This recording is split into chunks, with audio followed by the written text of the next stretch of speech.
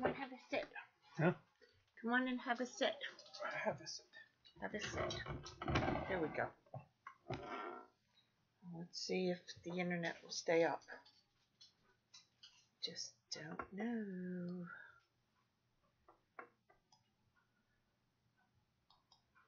Not really sure. Did you get a notification? Are we live? I did not get one yet. Well, look, the little thing is orange.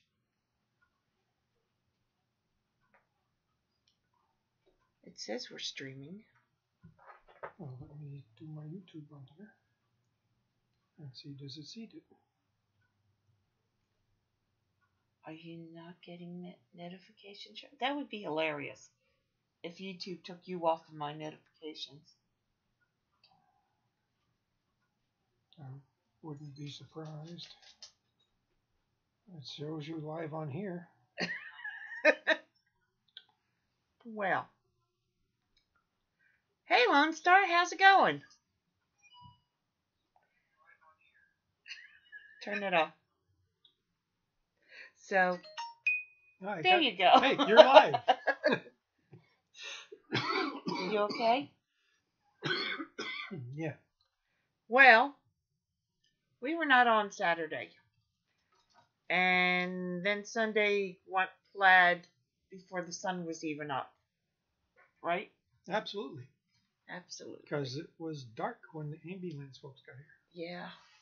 We had to call 911 for Steve on Saturday.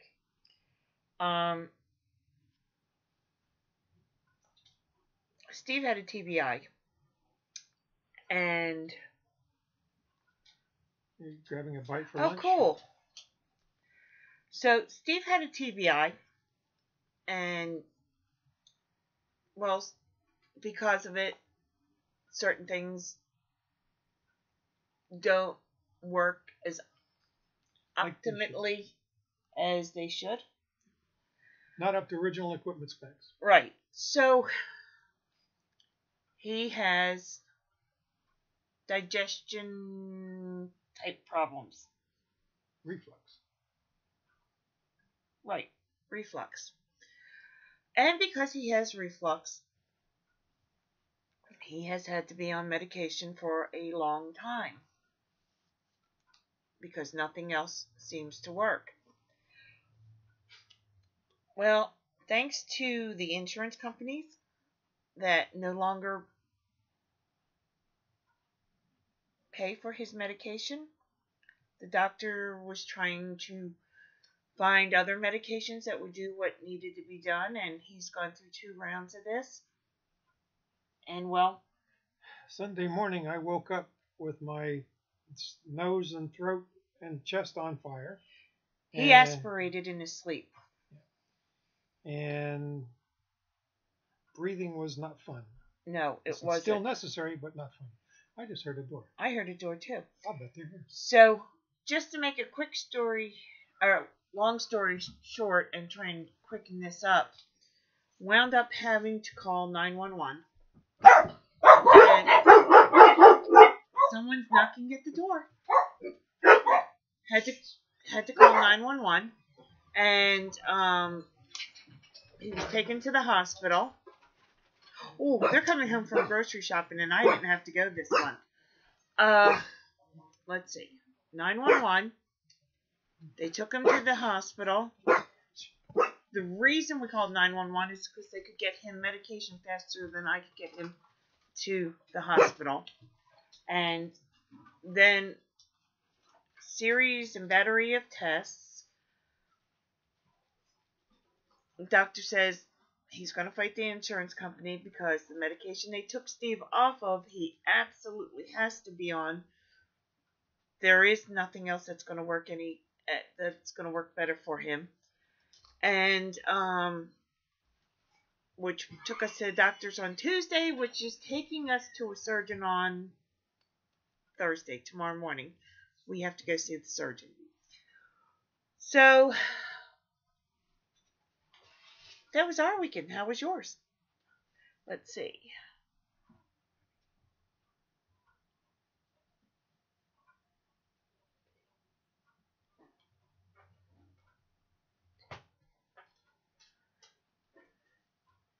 Yeah, Lone Star. That's what he was on, and it really worked.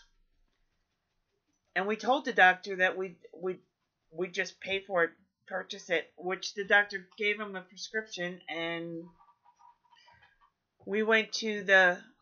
Oh, wait a second. I need my purse. Um, the doctor gave him a prescription, and we just paid for it out of pocket. But he gave him prescription strength. So, but now he has to go have an endoscopy again, and they're talking about there's 2 different procedures that can happen. For Julie. 2 different procedures. See you later, Stephen. Bye. 2 different procedures that can be done. One where they take a flap of skin and they reinforce the sphincter in the esophagus, or the other one, and I really can't tell you what the procedures are called. The other one is like he said, think of a little bracelet that has beads around it, and they would actually surgically surround the esophagus with that. And though Steve didn't have pneumonia because of the aspiration, you have, what is it? Pneumonitis. Pneumonitis, which means an inflammation of the lungs, not an infection, but an inflammation, which then has put him on a course of steroids and an inhaler and trying to probably catch up on medications. Chefs for her, how you doing? So that's what our Sunday through tomorrow morning was like. But there's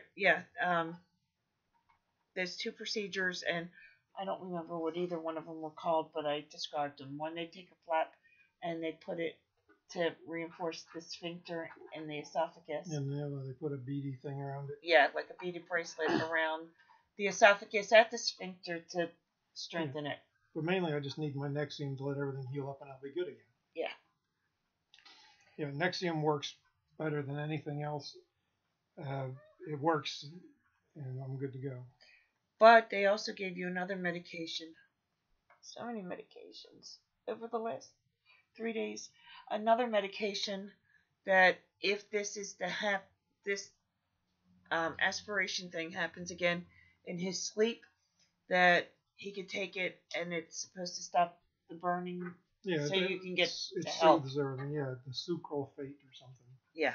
Big turquoise horse pills. I thought it would be liquid. Yeah, I would have thought so too. But it's a pill. Okay. What do I know? So anyway, that's how our weekend went. And Saturday night we were not on because it was our first grandson's 15th birthday. Yeah. Yep. And that kind of led into Sunday morning. Yeah, well, you ate things you shouldn't have eaten.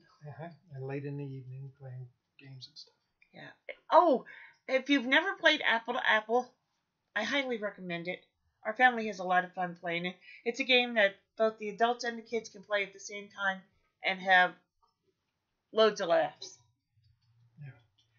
It can be quite raucous, and you can get kind of giggly with it depending on how the cards turn out. And then what else? I don't know. I ate pizza. No, I didn't eat pizza. No. I ate hamburgers and hot dogs. Hamburgers and bratwurst for lunch. And then there were brats? Were there brats? No, there were hot dogs. Yeah, brats were the other time. Hamburgers and hot dogs. I just had a couple of cheeseburgers. And then for dinner was baked ziti and spaghetti with sausage, Italian sausage. And I ate both of those. And then I ate chips and drank soda. Yeah, and we don't eat chips and drink soda.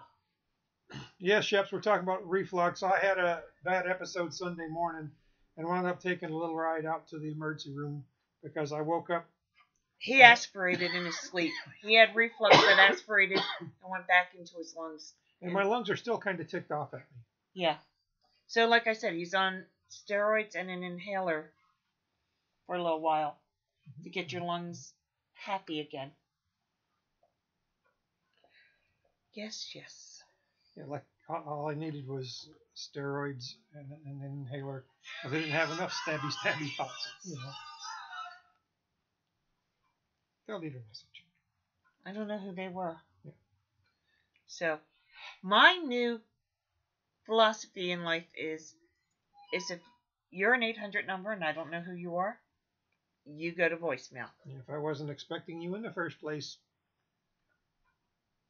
Basically, yes.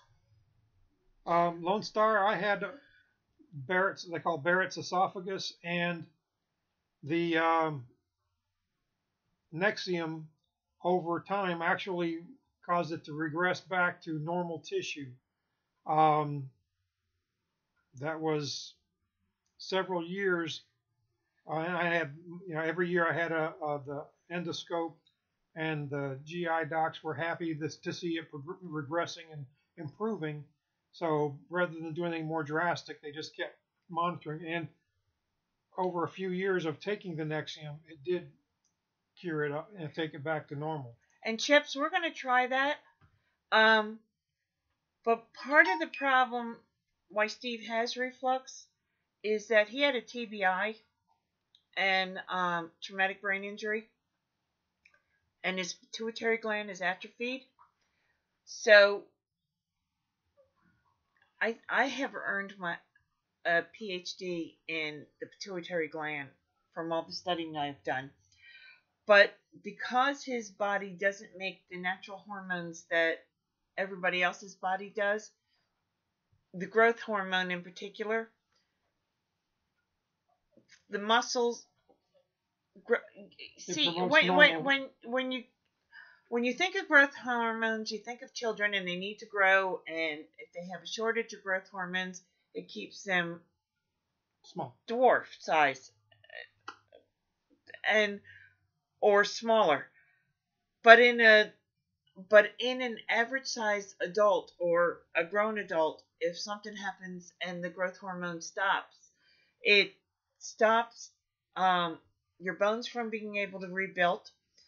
At one point, about 10 years ago, Steve had the bones of an 80-year-old woman, and it also stops your muscles from doing what they should be doing. From healing and rebuilding. And so, as it was explained to us, is that the muscles that aid your digestive system, hey, Suburban, they don't work the way somebody whose pituitary gland is working should. So that's a large part of why you have reflux. I can't imagine waking up during the endoscope, Lone Star. I've had endoscopes. They usually knock me out. I wake up later. And the first one you had, you were awake. The endoscope? Yeah. I had the esophageal manometry thing where I had to swallow thing too. But oh, maybe that's what that was when we went to the doctor. Yeah. They had to feed the tube down, and I had to be awake and swallow it. So they could put it down a little ways and have me swallow and measure pressure changes, and then put it down further and do that. And the tech couldn't get the tube down my throat, and I thought I was going to lose it. And then the doctor came in, and she said, "Doc, can you help me out?" And he said, "Oh, okay, we're good." So, you wouldn't think a pea-sized gland could control so much of your body, but it does. It is the master gland to control all the hormones in your body. Suburban asked what the topic was. Well, the topic is more of an explanation of what happened this weekend. At 5:30 on Sunday morning, I had to call 911 for Steve because he aspirated in his sleep. Yeah, and the whole internet checkout and thing, part of the title is we've been having some issues with our internet. We're supposed to be having 60 and 100 meg service, and we were getting 15. And they finally acknowledged that their gear was messed up, and so we just swapped it out. So the we're tube was down my throat. I started panicking. They pumped me full of more sleeping meds. yeah. Yep. Now, if they'd given I them, actually had a breathing tube inserted at one point. Yeah. So you were yeah, intubated for a respirator. I was. That was scary. So I can totally relate to waking up to the panic of something being in your throat. Yeah, no, not cool. I understand thoroughly. Yeah, Suburban, I'm doing okay. I said they gave me a bunch of different medication, short-term treatment to get my lungs and everything soothed back down because they were kind of irritated. That's the biggest thing, the biggest concern that came out of this. Um, they had to give him breathing treatments at the ER, plus give him medicine to calm down the reflux. But the breathing treatments, because he did aspirate into his lungs, and then there was the whole rattling in the lungs, so they got that under control. Then they gave him an inhaler, and of course the steroids. yeah, they didn't give you the. You got the steroids yesterday, but you got an inhaler and something else on Sunday. Then you got steroids and a couple other things yesterday, and then tomorrow morning he's got to go see the surgeon. Yes, Lone Star. What? He said, "Is my lung irritated due to the stomach acid?" Yes. Yeah. And see, that's the point I got a squirrel. That's the point why we had to make sure that he was okay, because aspirational pneumonia is bad stuff. Any pneumonia is bad, but when you have stomach acids in your lungs and you get pneumonia on top of that, that's really bad. That's what this cough is. He has to use the inhaler a couple times a day. Breakaway. Hey, Breakaway. He's got to take the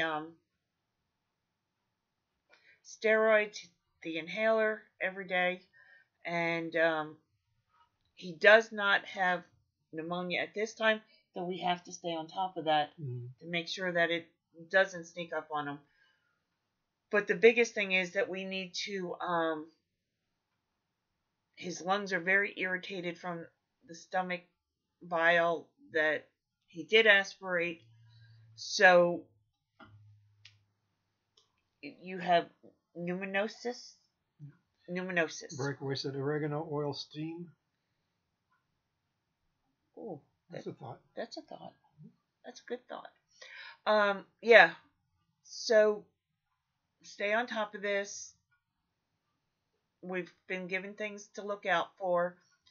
First sign that we think he has pneumonia, straight to the doctors, or if it's at night or the weekends, the ER.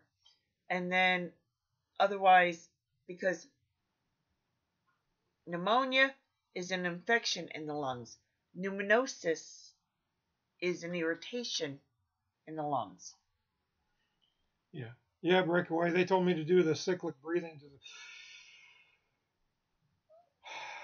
But this all came. I do that every now and Breakaway. This all came about because he aspirated in his sleep on Sunday night or Sunday morning, early Sunday morning. So, yeah, 3 or 4 times a day you're supposed to take 10 meditative deep breathing breaths. Am I supposed to breathe in from my mouth out through my nose? I'm doing it backwards. Anyway. Yeah. Okay. That's real helpful.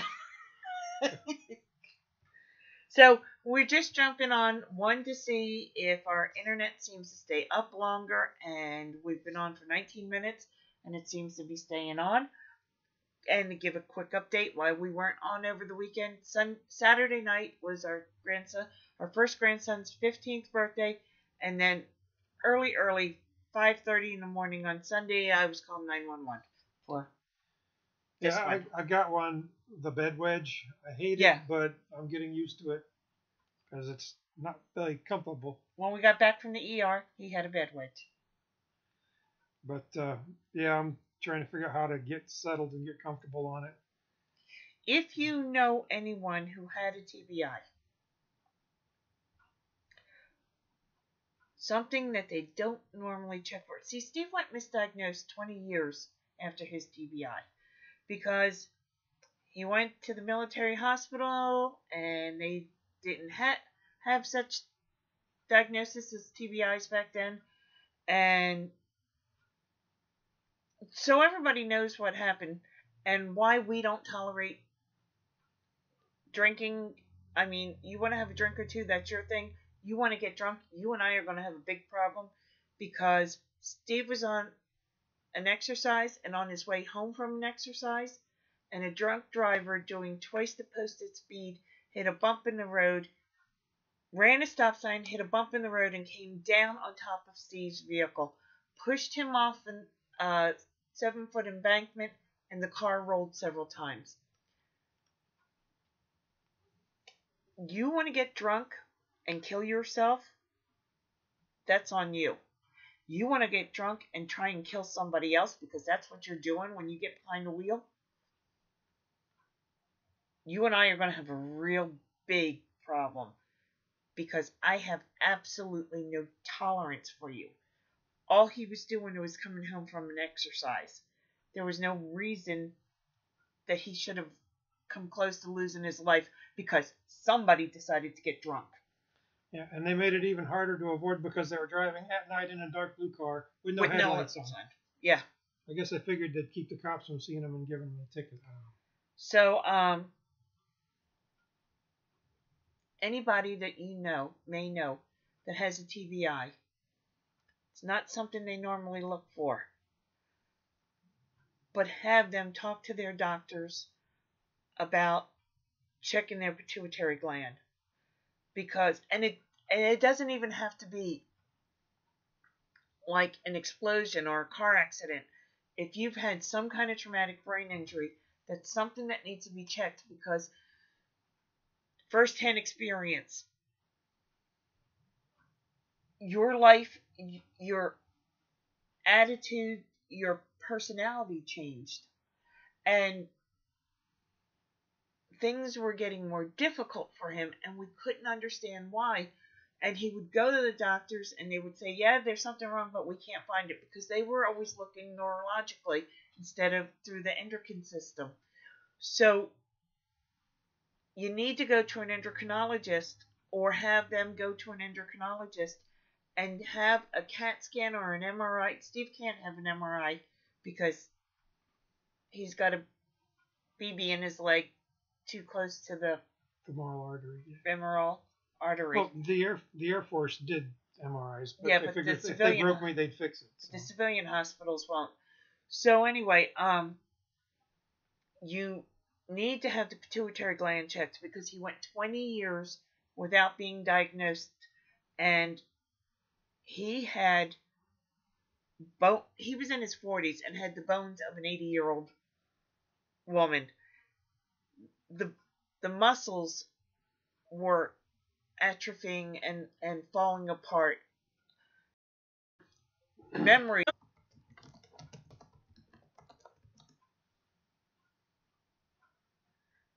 Okay. So apparently we're back. Are we back? See, this is what was happening beforehand. Yes, thank you. Okay. So when they finally found out what was wrong with him, and they started correcting the hormonal imbalances and stuff, this man lost 54 pounds. Yep. Lone Star said his wife studied a bunch about the endocrine system in the last few semesters. Know how I know? I quizzed her for all her exams. The number of flashcards she had was insane.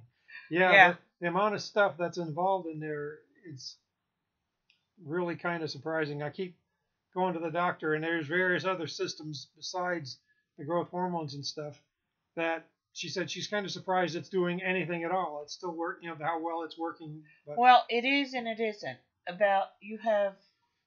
You are on a couple different hormone therapies, mm-hmm. and there's still a couple left that could go. Yeah, but it's something's working as opposed to nothing at all. So. And she's amazed at that because it's all shriveled up. That's what I said. You shriveled.